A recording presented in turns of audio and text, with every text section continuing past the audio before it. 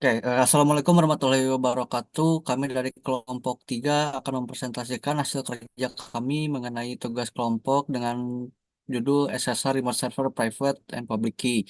Adapun anggota dari kelompok kami ada saya sendiri, Alvin Rizky Prayogo, ada Muhammad Nasir Kausar, ada Agna Ihsan, dan ada Rifki Ramadan.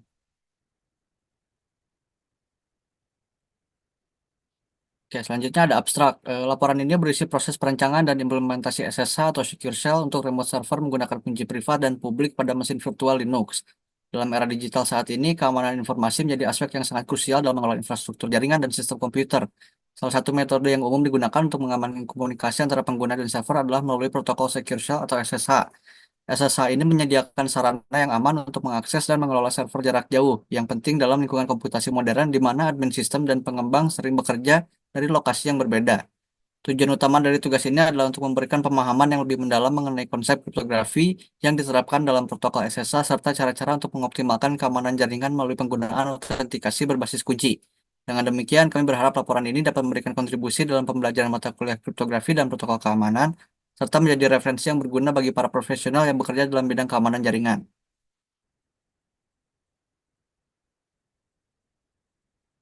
Latar belakang, SSH atau Secure Shell adalah protokol jaringan kriptografi yang digunakan untuk mengamankan koneksi antara klien dan server melalui jaringan yang tidak aman. SSH ini memungkinkan pengguna untuk mengakses dan mengelola server jarak jauh secara aman. Salah satu metode autentikasi yang digunakan dalam SSH adalah melalui kunci kriptografi yang terdiri dari sepasang kunci, yaitu kunci publik dan kunci privat. Kunci privat SSH adalah komponen dari pasangan kunci yang hanya diketahui oleh pengguna yang sah. Sedangkan kunci publik itu dapat dibagikan secara bebas dan ditempatkan di server yang akan diakses. Singkatnya, SSH memungkinkan pengguna untuk mengelola servernya dengan leluasa meskipun dari jarak jauh. Oke, selanjutnya ada tujuan dan manfaat penelitian. Di sini tujuannya itu memahami konsep dan teknik kriptografi SSH. Yang kedua ada implementasi SSH pada mesin virtual Linux. Yang ketiga ada menguji keamanan dan efektivitas SSH. Manfaatnya itu adalah penelitian ini menjadi sebuah peningkatan pemahaman tentang keamanan jaringan, membantu dalam pengembangan keterampilan teknis, dan diharapkan menjadi sebuah panduan praktis untuk implementasi SSH dan referensi untuk studi lebih lanjut. Oke, selanjutnya ini ada prinsip kerja. Ketika pengguna mencoba untuk mengakses server, server akan menggunakan kunci publik untuk mengenkripsi pesan, dan hanya penggunaan dengan kunci privat yang sesuai dapat dideskripsi pesan tersebut. Hal ini memastikan bahwa hanya penggunaan yang memiliki kunci privat yang sah yang dapat mengakses server, sehingga meningkatkan keamanan koneksi. Penggunaan kunci privat SSH adalah praktik terbaik dalam pengelolaan server jarak jauh, memberikan lapisan keamanan yang kuat dan meminimal resiko akses tidak sah. Proses SSH dimulai dari klien yang melakukan koneksi dan menggunakan kunci kriptografis SSH key untuk memverifikasi dan mengidentifikasi SSH server. Ketika SSH klien meminta koneksi ke SSH server, maka SSH server akan melakukan verifikasi dengan mengirimkan public key ke SSH klien. Jika SSH klien tidak memiliki pasangan kunci yang dikirimkan oleh SSH server, artinya kunci yang digunakan oleh SSH klien tidak sama dengan SSH server dan koneksi tidak akan pernah dapat tersambung. Baik, untuk selanjutnya ini merupakan jenis-jenis secure shell.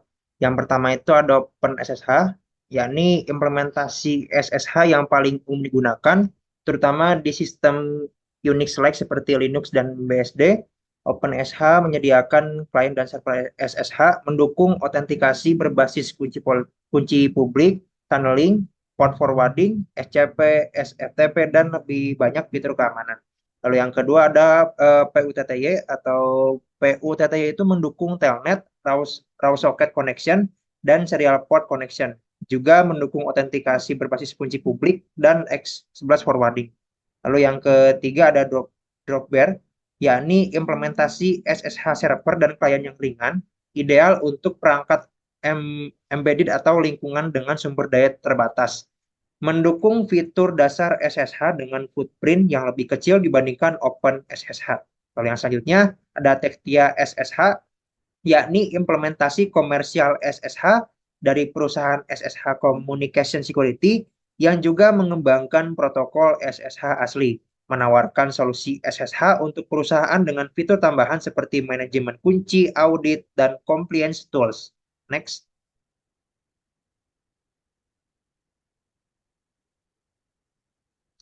Baik, untuk selanjutnya ini merupakan jenis-jenis enkripsi secure shell.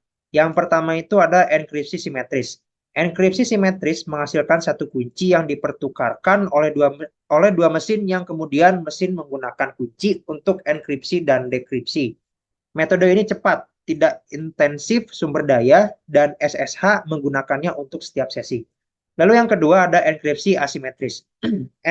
Enkripsi asimetris digunakan selama fase awal koneksi SSH untuk pertukaran kunci dan autentikasi. Data dienkripsi secara asimetrik ketika mesin menggunakan dua kunci yang berbeda tetapi terkait secara matematis, publik, dan pribadi untuk melakukan enkripsi. Lalu yang terakhir ada hashing.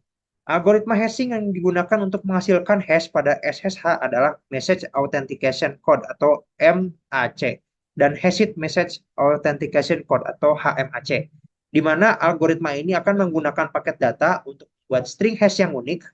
Hash digunakan dalam SSH untuk memastikan integritas data dan dalam proses autentikasi.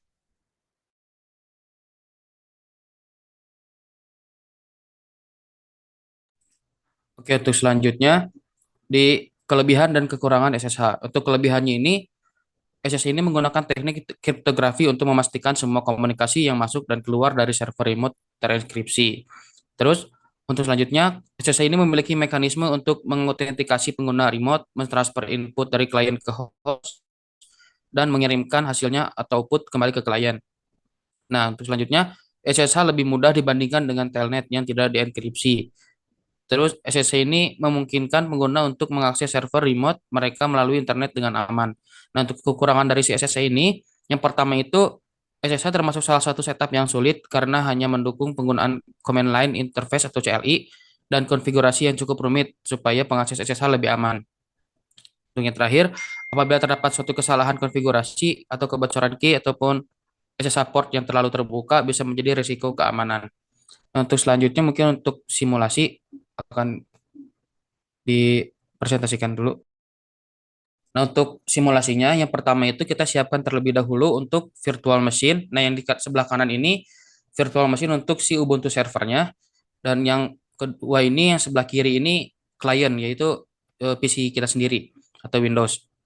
Nah, yang pertama itu kita coba install dulu si SSH servernya di PC server atau di Ubuntu servernya. Kita login dulu.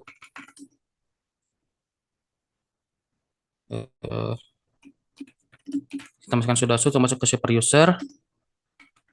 Untuk instalasi apt install open SSH server. Nah, ini sudah ada untuk si SSH servernya.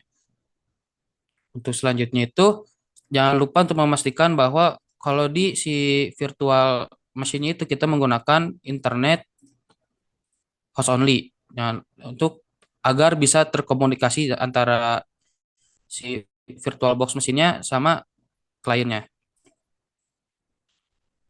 Untuk selanjutnya kita cek IP yang kita gunakan di si servernya.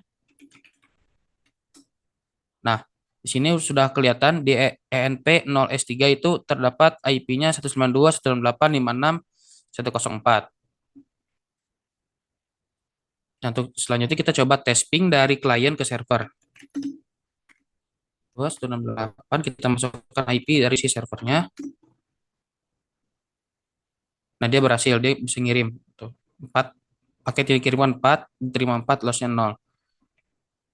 Nah, untuk selanjutnya kita mau konfigurasi di si Wireshark-nya. Terus untuk yang pertama itu jangan lupa dicek dulu ke NCPA atau CPL-nya untuk mengecek internetnya yang kita gunakan. Nah, untuk yang dipakai untuk di si VirtualBox itu menggunakan Ethernet 2 yang dimana namanya VirtualBox Host Only Adapter.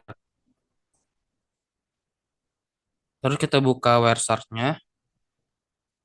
Kita pilih yang Ethernet 2.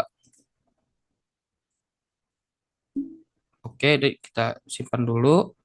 Terus kita coba untuk mulai SSH dari si klien ke server. Nah, untuk SSH ini ada dua cara. Yang pertama itu tinggal masukkan username sama IP-nya atau enggak menggunakan kunci publik atau privasi gitu. Yang pertama itu kita coba yang cara menggunakan IP dan username. Caranya itu masukkan SSH, username dari si servernya, masukkan IP-nya. Nah, di sini ketik yes aja. Nah, dia meminta password. Nah, ini dia udah berhasil masuk ke si servernya, udah bisa nge-remote server. Nah, di sini bisa dilihat sudah ada protokolnya SSH v2. Ada cara lainnya di mana kita menggunakan eh, public private key. Untuk cari itu kita harus generate dulu key-nya dengan cara SSH keygen. Ini kita enter aja. Nah, ini udah muncul untuk si eh, public private key-nya, yang dimana dia disimpan di si user dan SSH ID RSA public. Nah, sekarang itu untuk selanjutnya kita copy si private public key ini ke server. Itu dengan cara scp kita masukkan file yang ini ke sini, terus kita masukkan hostname sama IP dari si server. Terus kita bikin untuk penyimpanan copy dari host ke servernya. Ini dengan cara home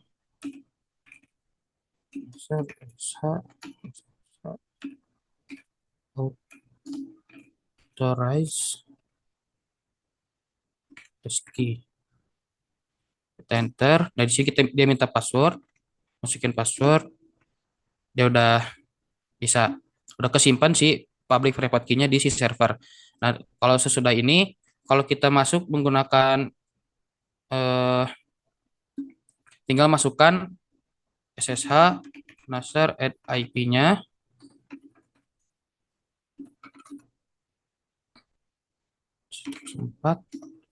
Dia langsung masuk, dia gak minta password dari si Linux-nya ini. Karena kenapa nggak minta password lagi? Karena dia udah mempunyai private key yang dipakai, yang sudah disimpan di si server. Dan di sini bisa dilihat lagi untuk komunikasi ininya. Nah, di sini waktu dia mau masuk dari SSH-nya. Dan di sini udah muncul protokol-protokol di SSH-nya. Untuk simulasi sekian. Baik, sebagai kesimpulan, dalam tugas kelompok ini, kami berhasil mengimplementasikan proses SSH atau Secure Shell Remote Server menggunakan metode autentikasi private key dan public key.